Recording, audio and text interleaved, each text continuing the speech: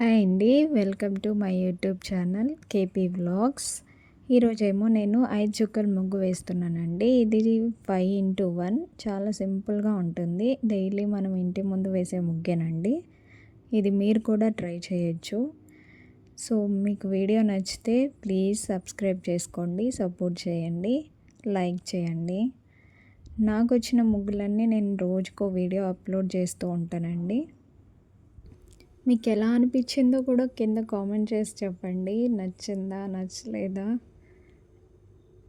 నాకు వచ్చిన ముగ్గులండి ఇవన్నీ. డైలీ నేను ఇంటి ముందు వేసే ముగ్గులే ఇక్కడ వేసి చూపిస్తున్నాను.